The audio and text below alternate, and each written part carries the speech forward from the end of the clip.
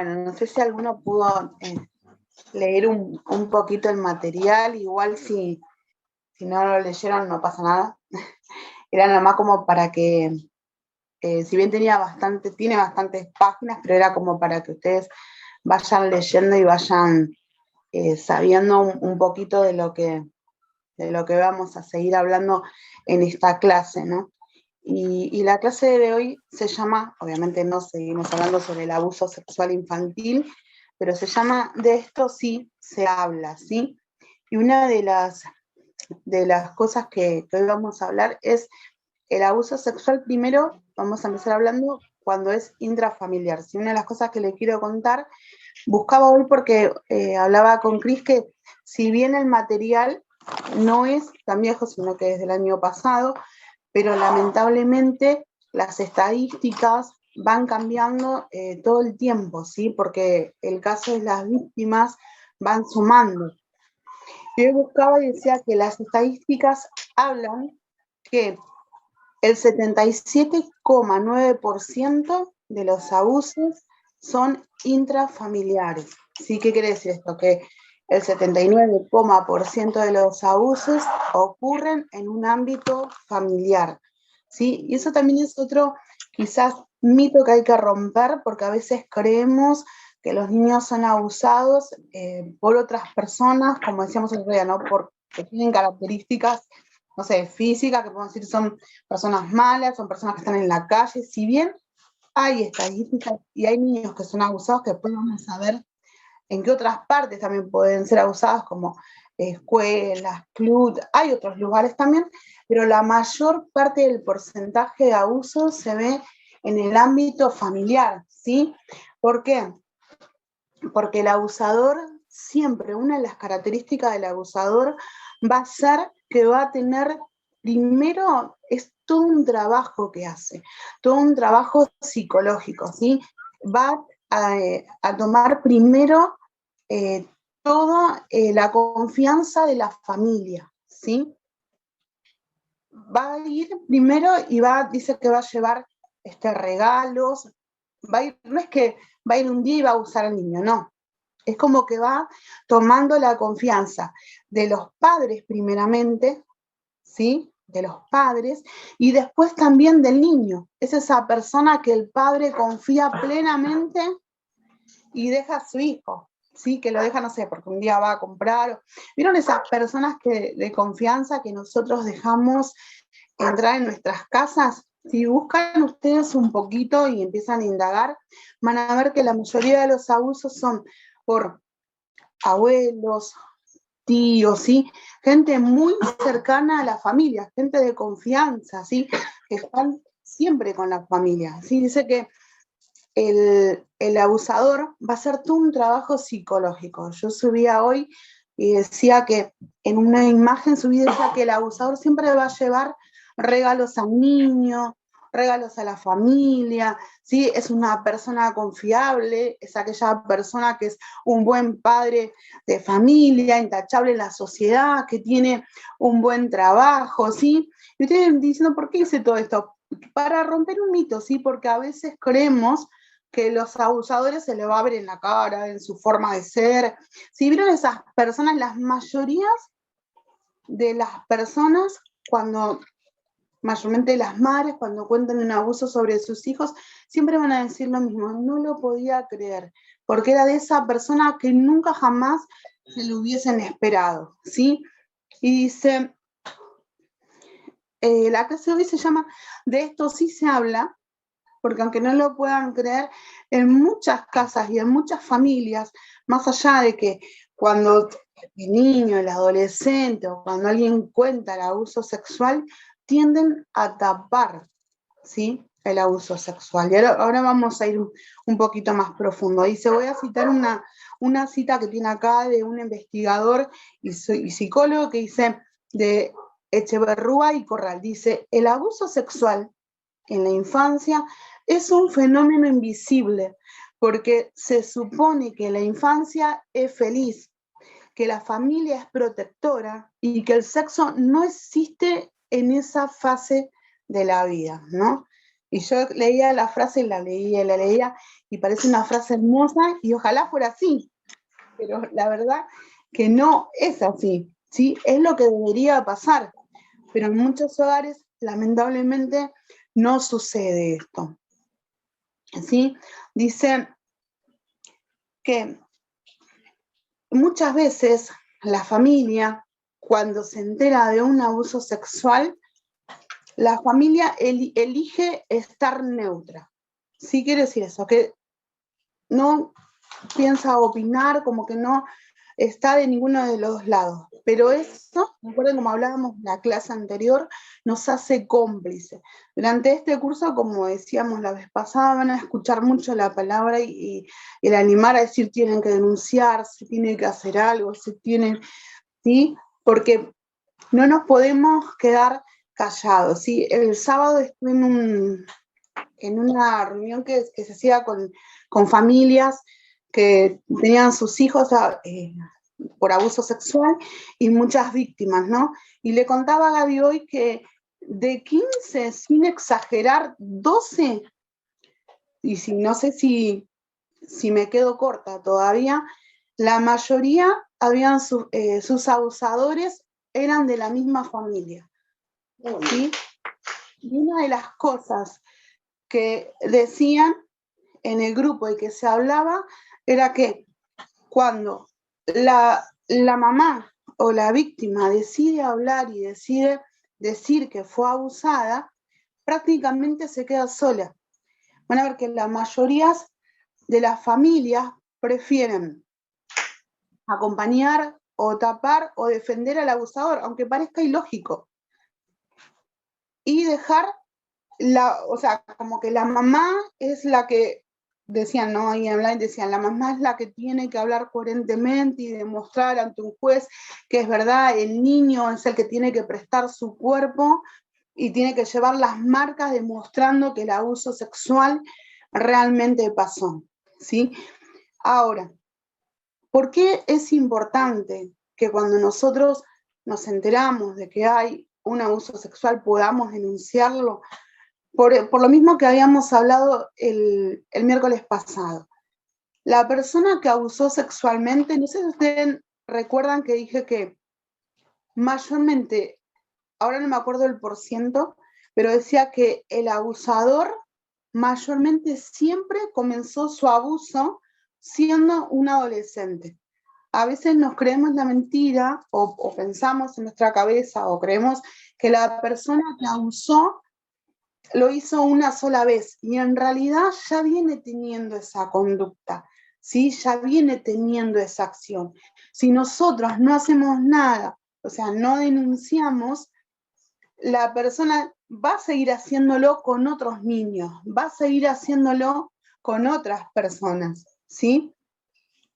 Ahora, para poder seguir, si yo le dije a Javi que él entiende un poco más de leyes, que nos cuente un poco más, porque a veces también, ¿por qué vamos a hablar de leyes? Porque a veces al no entender, a no saber también, a veces pensamos que, por ejemplo, ¿no? ¿Qué pasa? La víctima de abuso sexual nunca puede contar rápidamente cuando fue abusado. Son muy pocos los casos. ¿Por qué? Primero, porque porque la persona tiene su tiempo para hablar, ¿sí? Y a veces, la mayoría de los casos, cuando son niños, el niño no se da cuenta que fue abusado sexualmente. Entonces realmente lo habla no solo cuando está preparado, cuando tiene un ambiente seguro, sino también cuando puede hablarlo, cuando pudo procesarlo, ¿sí? Y a veces no sabemos que hay leyes que gracias a Dios cambiaron y acompañan eso. Si bien el abuso quizás fue cuando tenía 3, 4 años, o 5, 6 años, y hoy ya es un adolescente o es grande, igual de todas formas se puede denunciar, ¿sí? Antes no era así, pero las leyes hoy, gracias a Dios, cambiaron. Y para eso, Gaby, que sabe un poco más de leyes, nos va a interiorizar más en ese tema. Buenas. Perdón por la desprolijidad del paso de cámara. ¿Cómo está? Dios le bendiga. Bueno, hablando de lo que es judicial, lo penal, las leyes y demás, bueno, todos, no todos deberían saberlo, pero está el Código Penal, ¿no? Ahí en el Código Penal están desde el artículo 119 al 133, que son las penas que se le van a dar a todas las personas que cometan el delito de abuso sexual. Estamos hablando de abuso sexual en todo el ámbito, desde chico a grande, obviamente, ¿no? Y distintos tipos de pena de acuerdo al grado de los hechos cometidos. Hay delitos por abuso, que solamente son por manoseos, hay delitos por abuso con acceso carnal, si bien en este tiempo lo que se buscó es que encerrar en una sola condena el abuso, sea con acceso carnal o sea simplemente un manoseo, ¿no? Hablando en términos normales para nosotros. Todo delito tiene un periodo de prescripción, ¿no? Todo delito tiene un tiempo de caducidad. O sea, si hoy comete el delito, una persona va a tener un tiempo en el cual pasa. Si no se hace la denuncia que corresponde, si no se procede como corresponde, ese delito decae por sí solo, o sea, se prescribe, el término se llama prescribir, deja de existir el delito. No deja de tener una carga judicial, a eso se refiere. Está el artículo 67 del Código Penal, que habla todo este tema de las prescripciones, la cantidad de años y demás. Durante mucho tiempo, el abuso infantil se tomaba la prescripción empezaba a correr a partir de los 18 años de la criatura. O sea, si fue a los 4 años, un abuso, a los 5 años, recién empezaba a correr el periodo de prescripción a partir de los 18 años, por un periodo de 10 años solamente. O sea, que si el chico fue abusado a los 4 años, 5 años, 6, 17 años, tenía la capacidad de denunciar a partir de los 18 años. Si no lo hacía, dentro de esos próximos 10 años, el delito dejaba de existir. Ahora, muchas conjeturas hubo y muchos proyectos que se fueron lanzando, y hay uno, que el último, que fue en el 2018, que la verdad que está muy bueno porque habla a la víctima en su forma de vivir el proceso del abuso, ¿no? ¿Por qué decía? El abusador tiene la ventaja de que en algún momento, en estos periodos de prescripción, ¿no? Estoy hablando que esto fue en el 2015, el abusador tiene el periodo de prescripción de estos 10 años, y si la persona no lo denunció, listo, él ya no tiene, para la justicia, para lo legal, no tiene más culpa. Se va a seguir con su vida. Sin embargo, el que fue abusado va a cargar con todo el peso del abuso durante toda su vida. Entonces, en el 2018 se mandó un proyecto al Senado, un proyecto de ley, ahora se lo voy a leer, que hay una parte que me llamó mucho la atención, me gustó cómo lo expresó, ¿no? Cómo lo expresaron cuando lo intentaron, o lo intentaron, no, mejor dicho, lo pusieron para que se haga real. El derecho al tiempo, ¿no? Esa es la ley nueva en el 2018, se derogó todos los anteriores periodos de prescripción, la ley 27.206, que se llamó derecho al tiempo. Dice, para que los delitos sexuales cometidos contra menores de edad, esto significa que todo menor que ha sido víctima de abuso sexual tiene derecho al tiempo, esta es la parte que más me gusta, para entender su sufrimiento, para armarse de confianza y valor, y finalmente para revelar aquel horrible episodio de su vida, sin importar cuántos años le tome. En el 2018 se logró que no haya más prescripción, la imprescriptibilidad. O sea, cualquier persona que haya sido abusada, no importa la cantidad de tiempo que le tome, ¿no? Procesar, como dice, perdón que me perdí en la parte, dice que le tome armarse de valor, armarse de confianza, entender su sufrimiento, así pasen 30 años, 40 años, 50, 60 años, no importa, tiene la posibilidad de denunciar.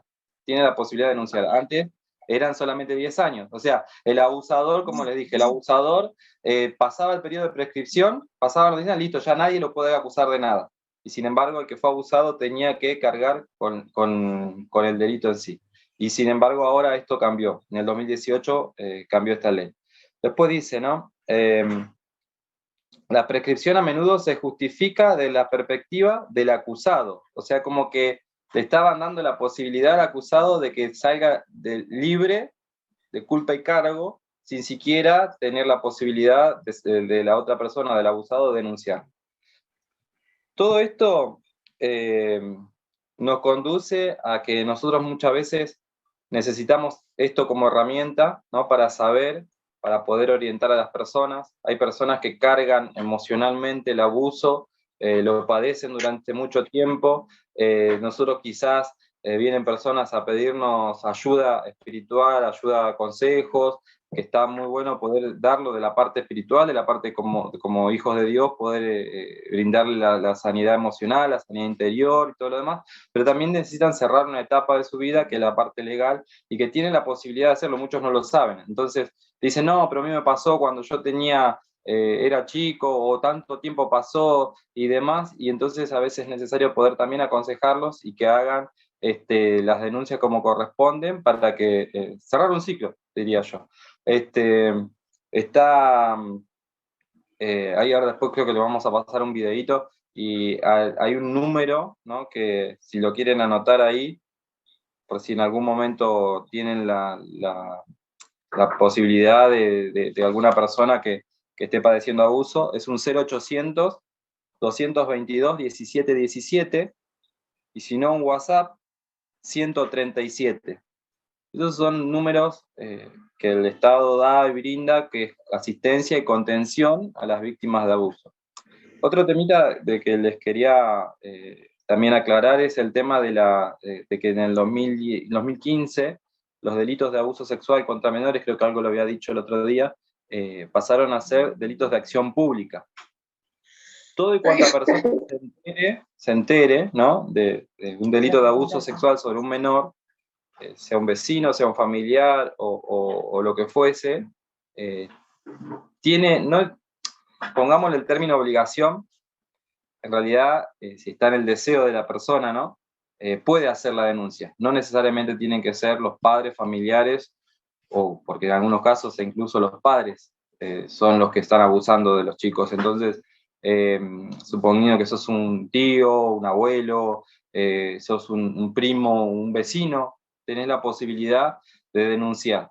A estos números que también te indiqué, podés hacer la denuncia. No es necesario ir a una comisaría, como decíamos la otra vez, a veces las comisarías, si no es la comisaría de la mujer, que está por ahí un poquito como más sensible al tema, es como que las demás comisarías como que no están, como que no sé si no es por no involucrarse o porque no tienen la capacidad de poder tomar la denuncia como corresponde y llevarla en el proceso judicial que corresponde.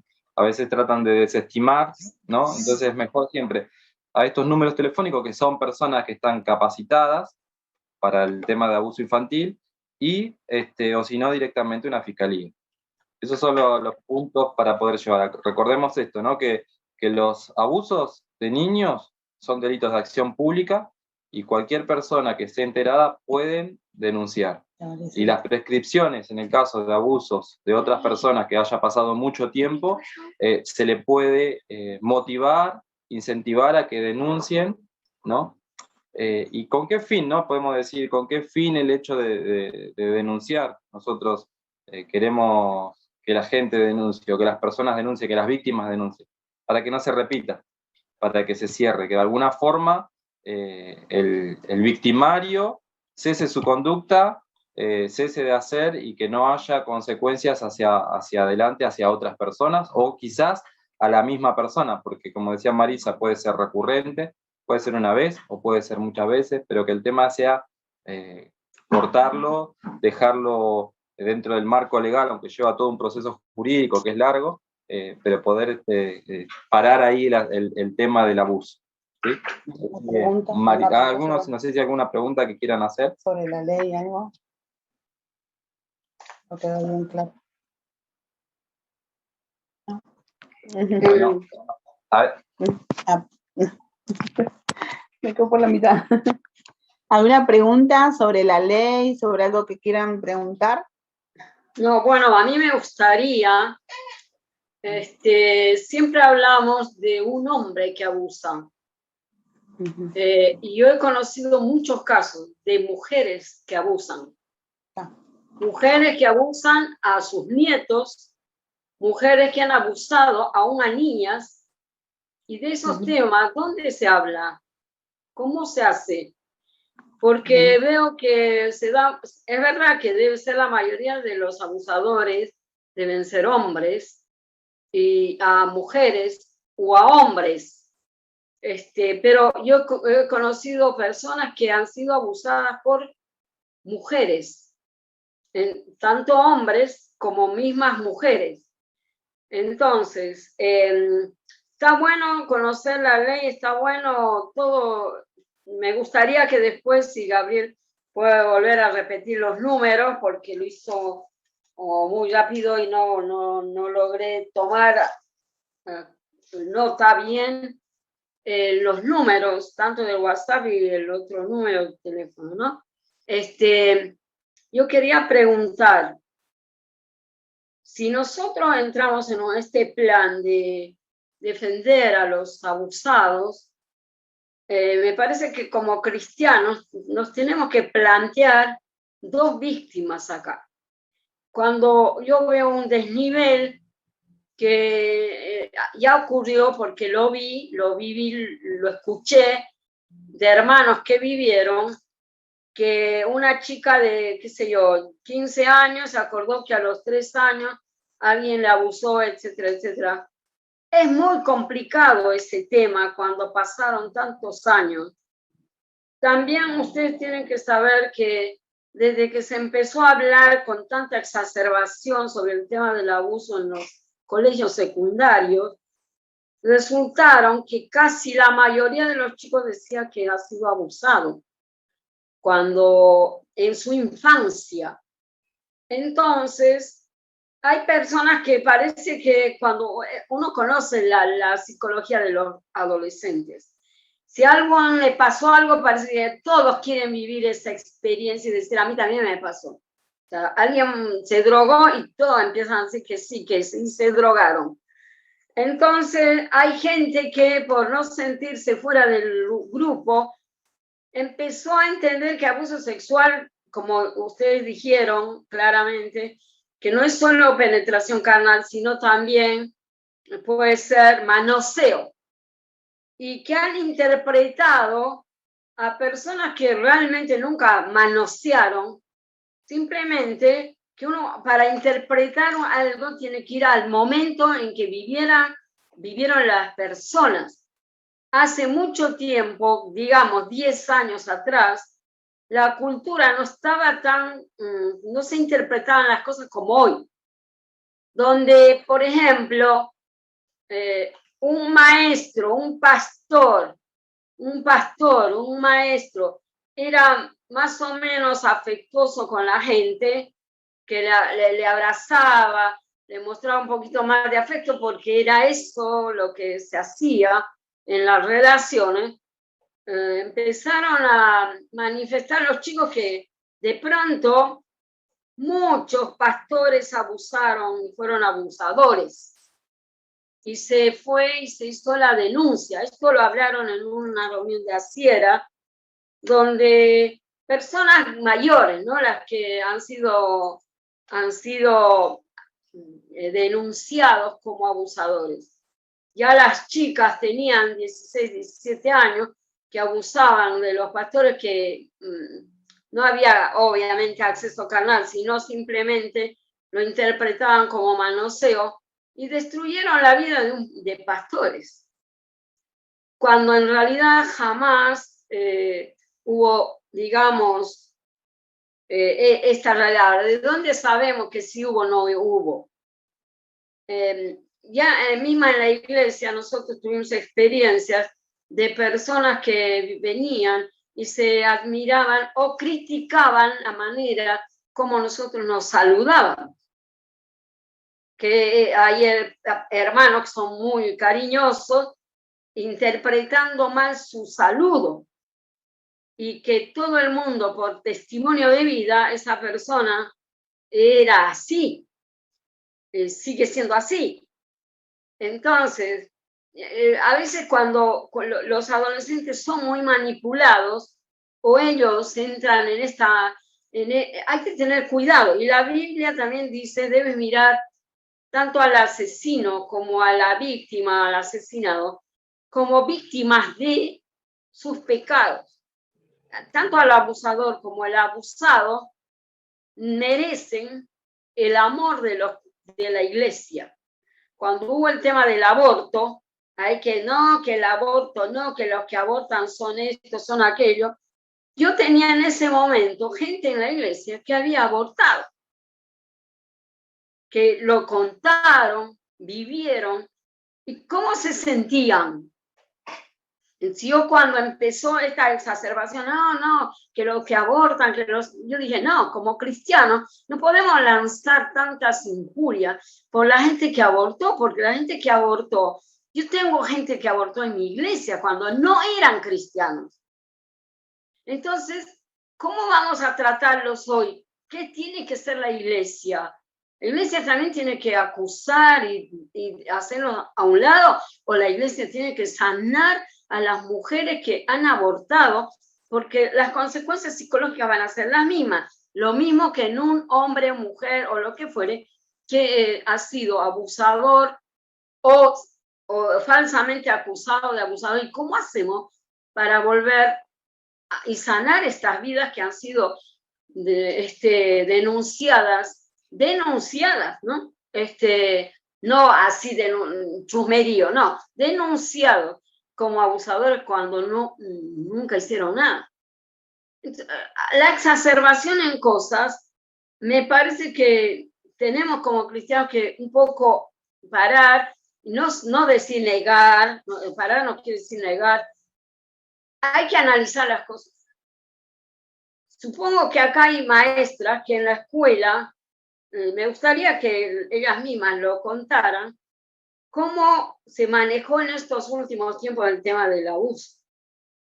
No sé si alguna maestra quiere contarlo, cómo es, sería bueno, cómo al principio de que todo hay que hablar de abuso y todos los chicos son abusados y todos te cuentan, a la iglesia han venido familiares llorando, le abusó, y a la larga no era tan así, ¿me entienden? O sea, la chica incluso se confundió de qué tío o qué hermano, no sé cómo era, le abusó.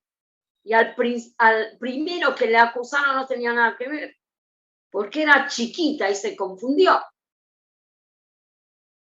No sé, a ver, ahí está Cristina, la veo a Cristina o que se llama Carolina, a ver, no sé, Cris. Sí, buenas noches. Sí, me hizo acordar, pastora, generalmente pasa en las escuelas, yo trabajo en jardín de infantes, ¿no?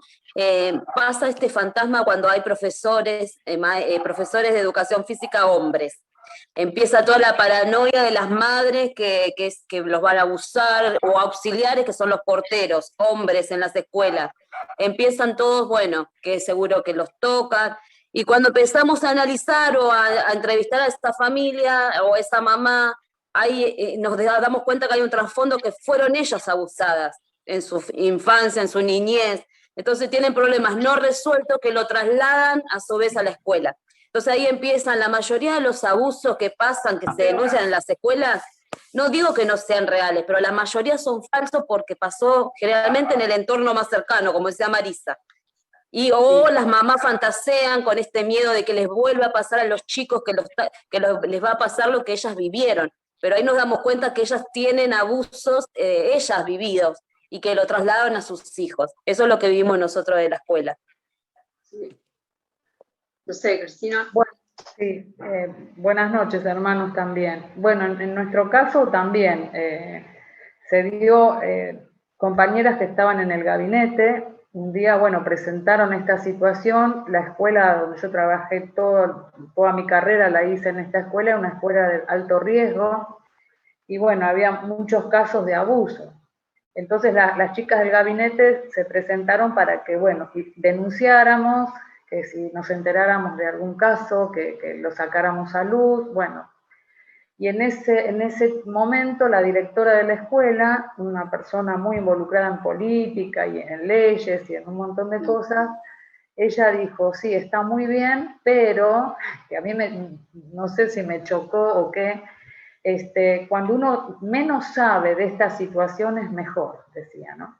Porque como docente, como decía Gaby, tanto un policía como un docente tiene la obligación de denunciar porque es un agente público. Y ella decía, claro, siempre después queda mal el docente y no se soluciona nada, porque en realidad después se empiezan a tapar en las casas, es un trabajo muy complejo. Eso nos dijo ella. Bueno, cada uno después hacía lo que quería. Los chicos se abrían mucho y contaban, y bueno, nosotros tuvimos el caso hace más o menos 30 años, una nena que estaba en 5º año de la escuela. Yo entro a dar clase y un compañero me dice, ¿viste que fulanita de tal tuvo un bebé? Yo me quedé helada porque el día anterior había visto a la chica que usaban esos guardapolvos atados atrás normalmente. Bueno, se había fajado, nunca nos dimos cuenta y bueno, tuvo el bebé en su casa. Estimamos que había sido víctima también de una situación así, pero ella pasó todo el embarazo en silencio. Esto fue un caso traumático, muy feo que pasamos, pensando en ella, ¿no? Y después un compañero de la escuela, de carrera, un director, fue denunciado por abuso de una alumna de la escuela, perdió todo. Nunca se supo si había sido cierto o mentira, pero él perdió todo. Lo exoneraron, porque se levantó un grupo de profesores, le hicieron una sentada, bueno, esas cosas, él perdió todo, pero nunca supimos si verdaderamente había sucedido. Lo que decía la pastora, ¿no? Nunca se sabe. Así que bueno, eran otros tiempos, ahora es distinto y bueno. Por eso uno tiene que interpretar en el año, en el tiempo. Por ejemplo, a mí me pasó que yo cuando empecé acá en la iglesia era una persona que decía hay que denunciar la violencia, pero a rajatabla, ¿no? Porque había mucha violencia intramatrimonial y que nosotros íbamos a ver gente que se arañaba con el matrimonio, ¿no? Que se peleaban y cuestiones. Hay que denunciar. Y en un caso específico, bueno, no varios, ¿no? En un caso específico yo le dije, vos tenés que ir a la comisaría de la mujer, si no vas vos, yo lo voy a denunciar. Y sí, ella me dijo que sí, que va a ir, pero era un caso muy extremo. Y ambos cristianos. Al final de cuentas, la mujer no fue a hacer la denuncia. Ella no fue porque el marido le amenazó, qué sé yo, lo que pasó en el medio. La cuestión es que la familia vive acá en Villaluro, tienen un negocio que todo el barrio los conoce. Y el tipo era muy violento, pero la mujer, como no lo denunció, entonces vino toda la familia en contra mía. Que porque yo le obligué o la mujer dijo, la pastora me dijo que lo haga. Entonces querían hacer esta familia que tenían ese negocio ahí, hablaba toda la gente que iba ahí, hablaba mal de la iglesia y especialmente de mí. Que yo le obligué. A partir de eso, y en otro caso posterior que el hombre vino acá a las 4 de la mañana a amenazarme, diciendo que yo obligué a la mujer a que lo denuncie, entonces yo tuve que dar pasos atrás y reaccionar porque involucraba a la iglesia, porque cuando saben dónde vives, no se quedan calladas, te vienen, te rompen todo. Y era la iglesia. Entonces iban a romper hasta el blindex. ¿Entienden? La cosa, a partir de ahí se decidió en la iglesia, por ese momento, que no vamos a nosotros obligar a nadie a denunciar, pero sí le vamos a decir los pasos a seguir. Que vaya a la comisaría de la mujer, que vaya ella, que tome la decisión de hacerlo, porque en cuanto vos involucras, como en este caso a la iglesia, porque acá me dijeron, y acá vinieron casi a romper todos los blindes en la iglesia. Entonces, hay gente que te está bueno ir a denunciar, está bueno decir, pero enfrentarte a las realidades diarias de la vida. La gente no es tranquila, la mujer te va a decir sí, después le va a contar al marido, toda la familia va a venir a apedrearte la casa. O sea, yo por eso, no es que yo estoy en contra de la denuncia, no estoy en contra de sí, hay que la mujer tome la decisión. Yo a partir de ahí decía a la gente, nosotros como iglesia te decimos, estos son los pasos a fijar. Tienes que ir a la comisaría, si quieres yo te acompaño, pero a mí me prohibieron en la iglesia por los dramas que hubo. Entonces, yo les decía, haz esto, pero vos anda. Si vos te arrepentís, ya no es mi problema. No me van a venir a romper el vidrio acá en la iglesia. No me van a venir a amenazar tu familia, más tu marido. Entonces, cuando vemos toda esta situación, tenemos que actuar con sabiduría. Tenemos que actuar con sabiduría. Por ahí le puedes acompañar hasta la comisaría y le dice, ahora denuncialo. ¿Entendés? Pero que vos como institución religiosa es complicado. Como personas o ciudadanos civiles tenemos todo el derecho de hacer la denuncia. Pero meter una institución religiosa en el medio. ¿Ustedes han visto que la Iglesia Católica sale en cada situación que denuncia a un sacerdote que viola? No, se arregla el sacerdote y la Iglesia queda al lado, porque es una acción de un individuo que hizo la violación, ¿no? De la Iglesia que representa. Entonces se tiene que tener cuidado. Vos estás viviendo, bueno, vos Marisa vivís en tu casa, vos querés denunciar. Pero nosotros, como iglesia, en el caso de los que vivimos en una institución religiosa, no tenemos que hacer de otra manera los procedimientos. Van a venir a la iglesia y te van a romper todo. Como a mí me han amenazado en el 29, lo mismo. Yo vengo y te rompo todos los vidrios. Yo te apedreo todo. Yo le dije, bueno, vení, acá tengo 3 policías y me van a defender. Yo llamo a la policía. Pero orando así. Porque chiquitos de 12, 13 años te amenazan. Entonces, la realidad de la vida, frente a esto, tiene que ser, a ver, paramos. Somos conscientes de que tenemos que denunciar. Nosotras, sí, ayudar a la gente, sí. Tenemos que educar a la gente, sí. Tenemos que abrirle los ojos, sí. Tenemos que tener cuidado también. Todo eso es así.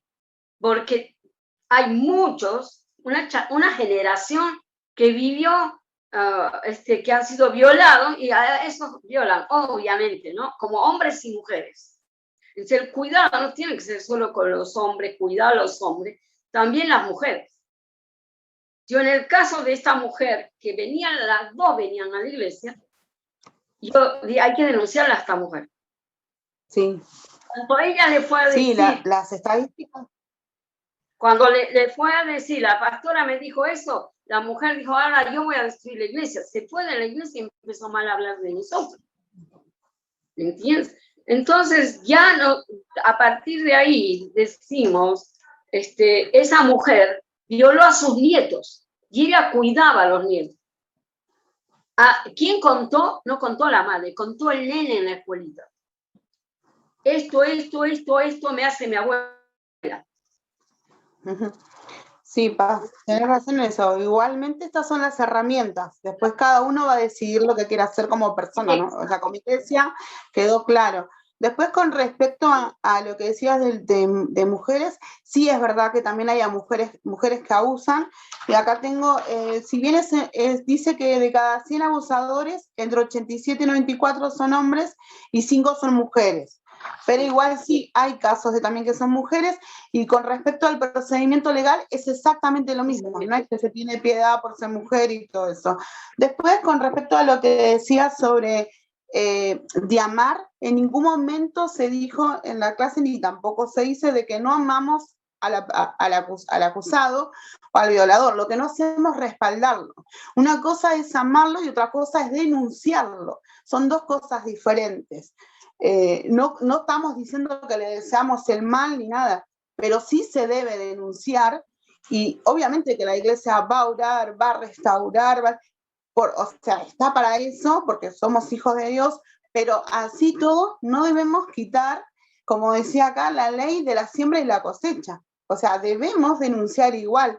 No podemos escondernos detrás de decir que amamos, porque entonces diríamos, el que mató, el que hizo algo malo, no, lo amamos, que no vaya preso. Y no, cada uno tiene que pagar por su consecuencia. Y eso creo que lo deberíamos como de tener en claro. Obviamente que la iglesia ama, así como ama las personas. Yo tengo muchas compañeras conocidas y son amigas mías, lo van a ver en el Facebook en todos lados, que están a favor del aborto, y jamás, ese es un ejemplo que le estoy dando, ¿no? Le he dicho no, ni tampoco las condeno, no, al contrario, no estoy a favor del aborto, no lo estoy, pero tampoco es que soy legalista y digo, no, se van a ir al infierno. No, para nada, ¿sí? Y con el otro punto que quería decir sobre el abuso infantil, ¿sí? Primero que está, hoy en día, no sé en qué tiempo vos hablabas, hoy en día existen las pericias, ¿sí? Un chico que se denuncia a la mamá pasa por una cámara Gesell, que en la cámara Gesell es imposible que el niño, que después más adelante vamos a ver los dibujos de las cámaras Gesell que usan algunos, las pericias psicológicas, porque el abuso, si hay algo que lo que más deja son marcas psicológicas, entonces es imposible que un niño mienta, primero. Y que mienta en la cámara Gesell, porque el niño no es como un grande. En la cámara Gesell el niño va, y el otro día nos explicaba la psicóloga, va y juega, no es que al niño se le pregunta, ¿fuiste abusado? ¿Por quién fuiste? ¿Quién fue? O que se lo induce, ¿fue tu papá? ¿Fue tu tío? No, no. Es como que el niño a través del juego va contando lo que pasó, y la persona adolescente o grande tiene pericias psicológicas, que si ustedes pudieron leer el material, o ahora no vamos a decir, llegamos a tiempo, que van dejando marcas y que van como mostrando que fue víctima de un abuso sexual. Ahora, otra cosa que hay que dejar en claro es que no cualquiera, yo no puedo ir y decir, denunciar un abuso porque, como decía la pastora, decía, porque la abrazó mal, o no, acá decía cuáles son los indicadores de un abuso sexual, ¿no? Y antes de que se me acabe el tiempo, lo quiero compartir porque es cortito, como para dejar en claro en esto. Sí, dice tipos de abuso. Creo que esto ya lo sabían, que el abuso sexual involucra todo tipo de prácticas, no solo la violación o sexo carnal, ¿sí? Dice, la consecuencia para la víctima no dependerá del tipo de experiencia en sí, sino de las vivencias personales asociadas al hecho, así como de la presencia de otros factores de riesgo o la ausencia de factores protectores. En otras palabras, solemos creer que una persona violada tendrá más traumas que aquella que fue manoseada, y no siempre ocurre de ese modo, ¿sí? O sea, que la persona, como yo dije, que fue abusada va a tener indicadores psicológicos y muchas veces físicos también, que para los que le hacen la pericia va a demostrar que realmente fue abusada. ¿Sí? Y dice, el abuso sexual infantil puede darse con o sin contacto físico. Y ahora vamos a ver cuáles son las causas. No es que cualquiera un día porque se sintió, hay algo que es verdad, lo que decía, que hoy está como muy eso de que si te sentiste, no sé, incómoda por algo, denunciarlo, hacer esto, pero no es que cualquiera pudiera decir, me sentí incómoda porque me puso la mano acá en el hombro, no, y denuncias por eso, no. O sea, puede acercarse, pero le van a decir y le van a explicar en la comisaría de la mujer o alguien, nadie se va a atrever a tomarle una denuncia a una persona por algo que no es lógico. Entonces dice, sin contacto físico, cuando a un niño se le muestra los genitales, llegando incluso a masturbarse delante de él, eso es un abuso sexual. Quizás antes no se tomaba como abuso sexual, pero hoy es abuso. Y la mamá o el niño puede ir y denunciarlo. Y ustedes van a decir, pero no, si no tuvo contacto. no importa, se toma como abuso sexual, porque le trae consecuencias psicológicas a la criatura. Se le pide que, otra cosa que puede ser también un abuso, cuando se le pide que muestre sus genitales, que se desnude o que se masturbe a la criatura o al adolescente. Se les pone material pornográfico, o sea, se le hace ver revistas, videos, películas, páginas en internet y etcétera. Se tiene conversaciones, llamadas telefónicas, notas, mensajes de contenido sexual. Eso se va a ver mucho también en internet, que más adelante lo vamos a ver, que es el ciberbullying, creo que está. Que habla mucho sobre mucho cuidado con los adolescentes, donde hay personas que se hacen pasar por otras personas y le piden a las chicas fotos de ropa interior y quizás muchas veces de sus partes íntimas. Quizás la chica nunca mostró una foto de sus partes íntimas, pero llegó a mandar una ropa interior.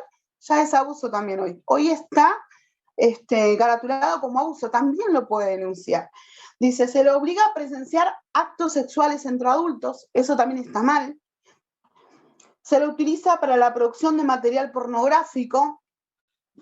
Con contacto físico se presenta en casos de manoseos o toques con malicia, o sea, donde el niño se siente incómodo en las partes íntimas, es decir, tocamiento en las zonas íntimas, ya sea del agresor a la víctima, o introducir a que el menor lo haga con el agresor. Eso también. También frotar sus genitales contra el cuerpo o la ropa del menor. Relación sexual oral, vaginal o anal. Penetración vaginal o anal o con los dedos. Penetración vaginal o anal o con objetos. Obligar al menor a tener contacto sexual con un animal. El abuso sexual infantil puede presentarse en un ámbito extrafamiliar o intrafamiliar. Sí, eso como lo habíamos hablado recién. Y también se ve que, esto también ya lo habíamos hablado, pero para recalcarlo, abuso sexual no es solo por un mayor, sino también por un menor. Toda persona que esté, dice, que tenga control sobre la otra persona, se toma como abuso sexual. O sea, que si la otra persona, el agresor, tiene 12, 13 años, se denuncia de la misma forma. Obviamente no va a tener algo penal. Lo van a derivar a otra parte, lo van a hacer otra, sí, como una ayuda psicológica, pero también se lo debe denunciar. ¿Por qué? Porque si nosotros no denunciamos, volvemos otra vez a lo mismo. La persona que abusó no lo hizo una sola vez. Y si nosotros no denunciamos, lo va a seguir haciendo y lo va a seguir haciendo consecutivamente en su vida. ¿Sí? Dice, una definición que les quiero dejar, no sé qué hora es, dice, de Harman y Burgess definen como abuso sexual infantil a los contactos e interacciones sexuales, entre un menor de edad y un adulto, o entre menores de edad si existe una diferencia de 5 años entre ellos, o si el niño, adolescente, agresor, se encuentra en una posición de poder o control sobre la víctima. No haya diferencia de edad. ¿Sí? No sé si alguien quiere hacer una pregunta. ¿Algo sobre esto?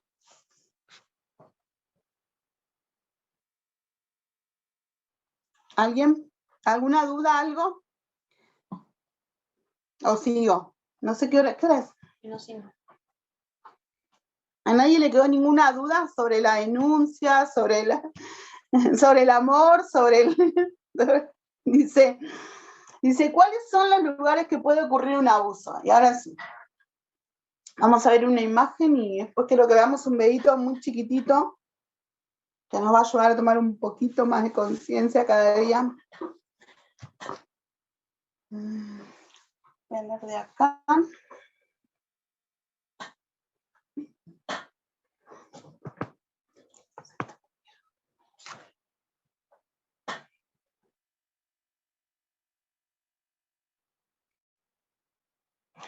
Dice, cualquier sitio puede ser el escenario de un abuso.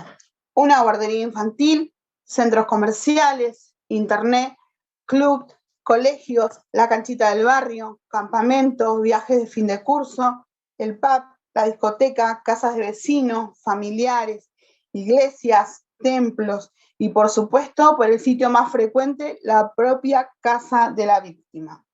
Entonces, ¿qué debemos hacer? Está comprobado que la mejor manera de evitar un abuso sexual infantil es lograr una buena comunicación con los niños y una adecuada educación sexual desde temprana edad, que eso vamos a ver la próxima clase. Me quiero dejar un videito antes de irnos que lo quería compartir al principio y se nos fue el tiempo, que es cortito. Ahí Keri lo va a poner.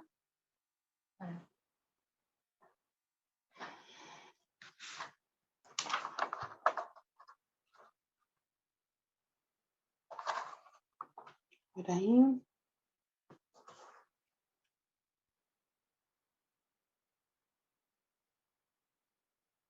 ¿Se escucha? ¿Se escucha? No sé. Tenía que arreglar.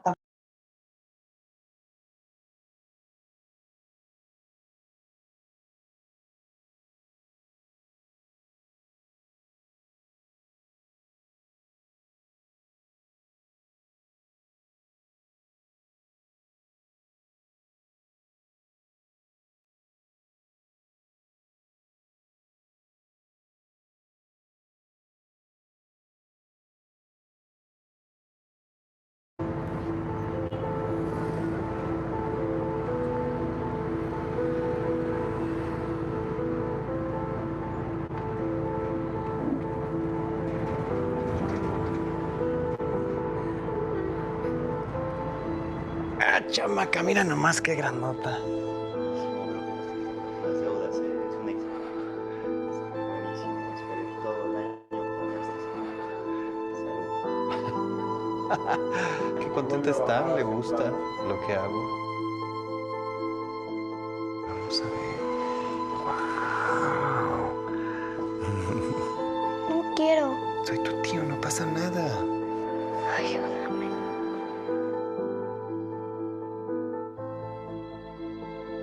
¿Te gusta?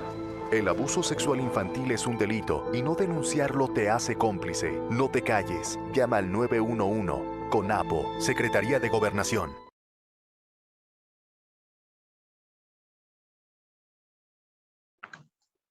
Bueno, ahí estaba el número de teléfono que lo voy a volver a pasar para aquellos que lo querían. Es 0800 222 1717. Y el WhatsApp es el 137.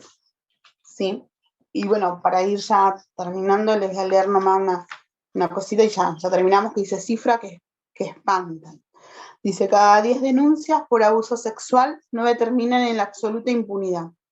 2 millones de niños y niñas son abusados sexualmente cada año en América Latina. Un promedio de 224 abusos por hora. Se estima que 150 millones de niñas y 73 millones de niños menores de 18 años han mantenido relaciones sexuales forzadas u otras formas de violencia y explotación sexual que implican contacto físico. En el 2000 se estimaba que 1.8 millones de niños eran explotados sexualmente mediante la prostitución y la pornografía.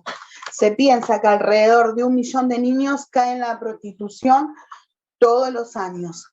Estudios realizados confirman que más del 80% de los niños abusados tendrán consecuencias negativas. ¿Sí?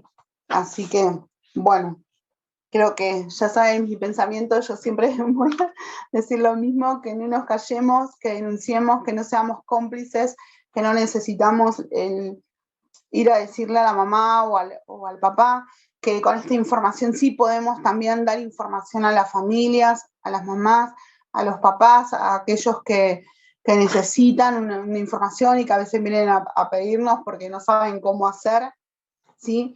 Pero también que como iglesia, como hijos de Dios, podamos también hacer algo, ¿sí? Y dice, Abre tu boca, juzga con justicia y defiende la causa del pobre y del menesteroso. Proverbio 31:9.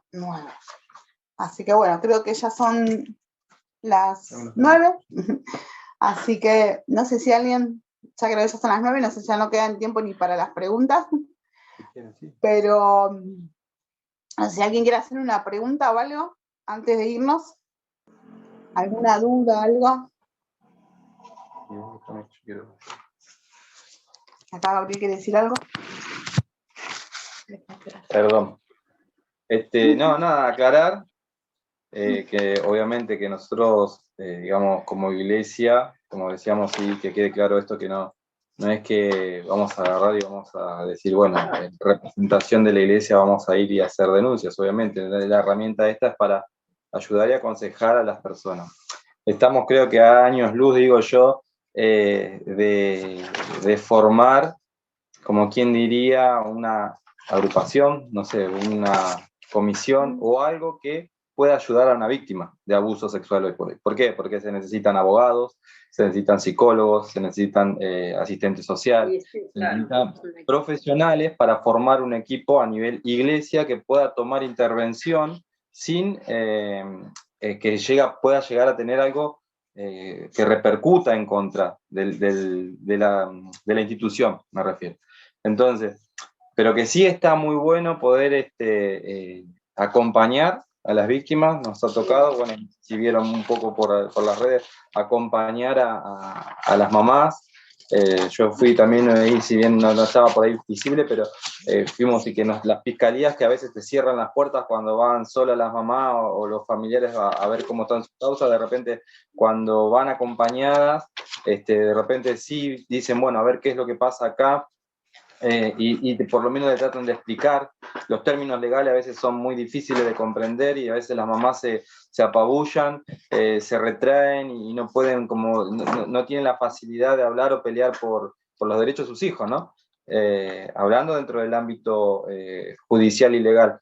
Entonces estamos nosotros, obviamente, esta herramienta que estamos tratando de enseñar o de proveer, es con el fin de tomar un poquito de conciencia. Más adelante vendrán las formas preventivas para nuestros hijos, cómo prevenir el tema del abuso, cómo tratar de que los chicos puedan hablar y que no pase el tiempo, también de identificar los agresores, de ver, como decía Marisa, la persona que abusa no es una persona que viene con una cara desfigurada y que tiene cara de demonio y que va a violar.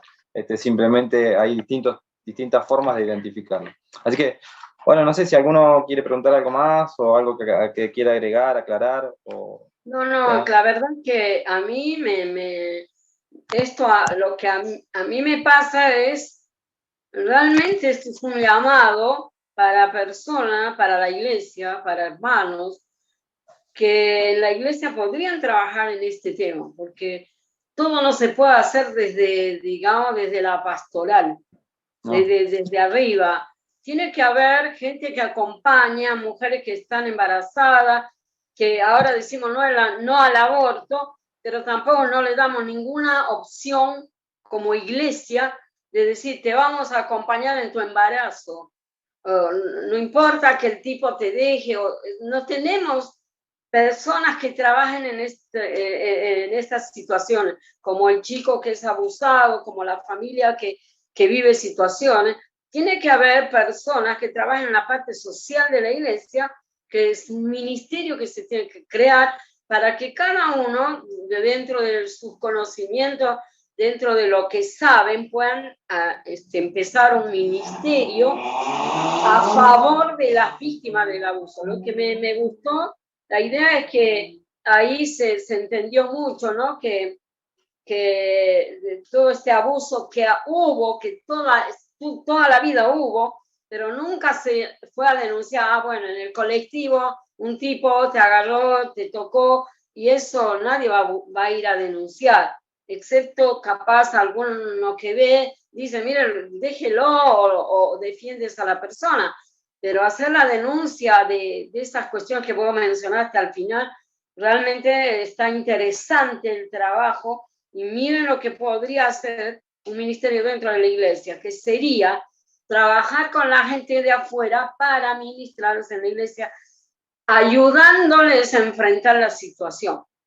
¿Me entienden? O sea, hay muchas iglesias que en este momento están ayudando a chicas embarazadas que no, de la iglesia o no la iglesia, para ayudarles en este abandono que han sufrido de estar embarazadas sin el tipo, sin ni inclusive la familia, y decidieron tener al bebé.